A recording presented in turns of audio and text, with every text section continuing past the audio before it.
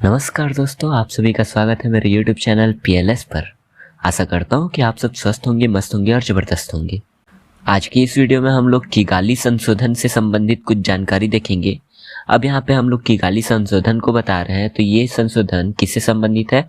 आपका जो Montreal protocol हुआ था उससे संबंधित है। तो सबसे पहले हम लोग मॉन्ट्रियल प्रोटोकॉल के बारे में जान लेते हैं, उसके बाद हम लोग किगाली संशोधन के बारे में जानेंगे। जैसा कि हम लोग पहले से ही जानते हैं कि मॉन्ट्रियल प्रोटोकॉल होता क्या है कि ओजोन परत की रक्षा के लिए पर्यावरणीय कानून की रचना करना मॉन्ट्रियल प्रोटोकॉल का उद्देश्य था। ये प्रोटोकॉल आपका जो वियना सम्मेलन हुआ था उसमें पारित किया गया था। ये सामान्य रूप से अंतर्राष्ट्रीय संधि है जो ओजोन परत को संरक्षित करती है। इसके तहत क्या किया जाता है कि जो पदार्थ ओजोन परत को छेड़ करते हैं उन पदार्थों को चरणबद्ध तरीके से उनके उत्सर्जन को रोकना है। इस संधि के हस्ताक्षर के लिए 16 सितंबर 1987 को खोला गया था और 1 जनवरी 1989 को यह प्रभावी हुआ, जिसके बाद इसकी पहली बैठक 1989 में हेलसिंकी में हुई। इसके बाद से अभी तक में टोटल इसमें 7 बार संशोधन किए गए हैं। 1990 में, 1991, 1992, 1993, 95 और 97 और इसके बाद लास्ट में 99। ठीक, ऐसा माना जाता है कि अगर अंतर्राष्ट्रीय समझौते की पूरी तरह से पालन हो तो 2050 तक ओजोन परत के ठीक होने की उम्मीद है। इसे असाधारण अंतर्राष्ट्रीय सहयोग के एक उदाहरण के रूप में कोफी अन्नान सर जी द्वारा इन्हें यह उद्धृत किया जाता है कि आज तक हुए अंतर्राष्ट्रीय समझौतों में मॉन्ट्रियल प्रोटोकॉल जो है वो शायद सबसे अकेला सफल समझौता है। इसे टोटल 196 राज्यों ने मान्यता दी गई है। अब यहाँ पे राज्य वर्ड देश के लिए संबोधित किया जाता है। ठीक, इसमें नोट करने वाली बात यह है कि हम लोग यही सुनते हैं कि ओजोन परत में छेद हुआ है और अभी तक हम लोग जानते हैं कि अंटार्कटिका में सबसे बड़ा छेद पाया गया है। तो यह कब हुआ था? तो सितंबर 2006 में हुआ था। इसके बाद अगर हम लोग संधि के नियम और उद्देश्य की बात करें तो इसमें एक बात बताई गई कि यह जो संधि है वो हेलोजेनेटेड हाइड्रोकार्बन के कई समूहों के इर्द गिर्द घूमती है जो ओजोन परत को छेड़ करने के लिए जिम्मेवार है। अब यहाँ पे ओजोन परत को जो छेड़ करती है उसमें देखा गया कि जिस पदार्थ में क्लोरीन या ब्रोमीन मौजूद है वे पदार्थ ही ओजोन परत को छेड़ करते हैं और जिनमें केवल फ्लोरीन हो वो ओजोन परत को नुकसान नहीं पहुंचाते। अर्थात जिन पदार्थों में फ्लोरीन के साथ साथ क्लोरीन या ब्रोमीन भी पाए जाए वो पदार्थ आपके ओजोन परत को प्रभावित करते हैं। और प्रत्येक समूह के लिए एक समय सीमा निर्धारित कर दी गई कि उन देशों को क्या करना है कि एक निश्चित समय के अंतराल में ये जो पदार्थ है जो ओजोन परत को छेड़ करते हैं उन पदार्थों को चरणबद्ध तरीके से रोकना है। तो इसमें जिस टाइम में इस संधि पर हस्ताक्षर किया गया उस टाइम तक सबसे ज्यादा प्रभावित करने वाला कारक कौन था? क्लोरोफ्लोरोकार्बन अर्थात CFC। तो इसी पर ही ज्यादा जोर दिया गया और इसी को ही रोकने का प्रबंधन किया गया। तो CFC के इतिहास की अगर बात करें तो 1973 में जो केमिस्ट थे फ्रैंक शेरवुड रोलैंड और इनकी साथी मारियो मोलेना, इन दोनों ने कैलिफोर्निया विश्वविद्यालय इरविन में पृथ्वी के वायुमंडल में CFC के प्रभाव का अध्ययन आरंभ किया था। उन्होंने ये पाया कि CFC का जो अणु रहता है वो वातावरण में बनने के लिए पर्याप्त शक्तिशाली है। कब तक के लिए? जब तक कि ये स्ट्रेटोस्फीयर के मध्य तक नहीं पहुंच जाते। और जैसे ही ये स्ट्रेटोस्फीयर के मध्य में पहुंचते हैं ये ओजोन के साथ क्रिया करते हैं और पराबैंगनी विकिरण के कारण वहां पे ओजोन को भी तोड़ देते हैं और स्वयं टूट जाते हैं और क्लोरीन का एक अणु उत्सर्जित करते हैं और इस कारण से यहाँ पर ओजोन का क्षरण होने लग गया।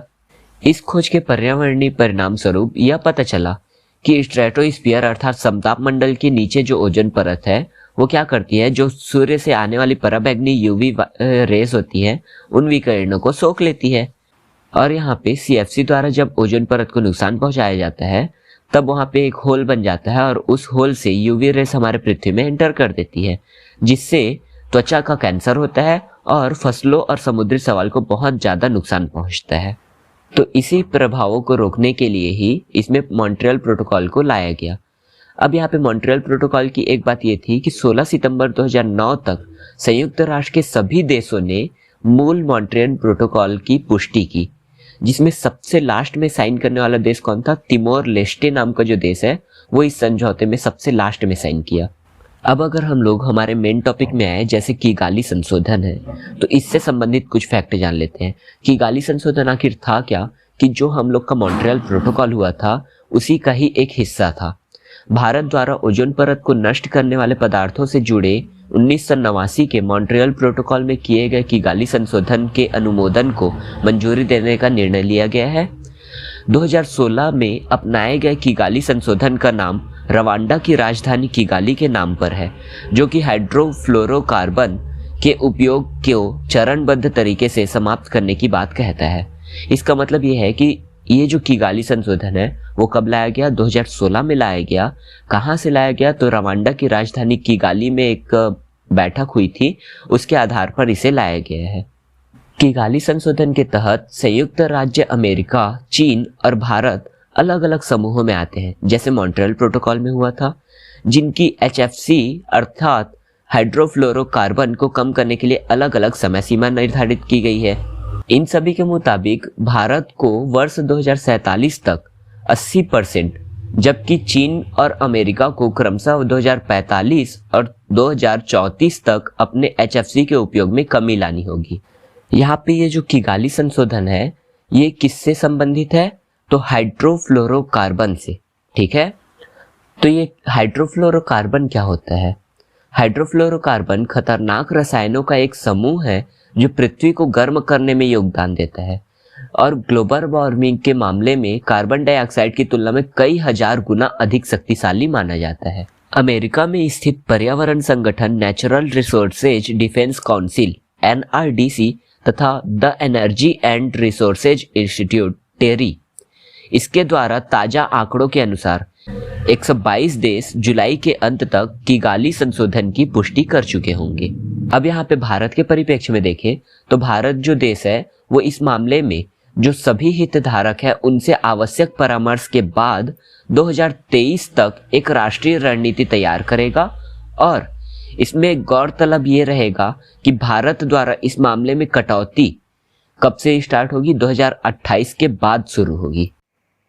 इसके अलावा मॉन्ट्रियल प्रोटोकॉल के नियम और शर्तों को भारत में सही ढंग से लागू करने के लिए भारत के जो घरेलू कानून हैं उन पर संशोधन करने की प्रक्रिया कब तक की जाएगी, तो 2024 तक का यह कार्य कंप्लीट कर लिया जाएगा। तो ये थी किगाली संशोधन और मॉन्ट्रियल प्रोटोकॉल से संबंधित कुछ महत्वपूर्ण जानकारियाँ। अगर आपको हमारा ये वीडियो पसंद आया तो हमारे वीडियो को लाइक और शेयर कीजिएगा और हमारे चैनल को सब्सक्राइब कीजिएगा। धन्यवाद।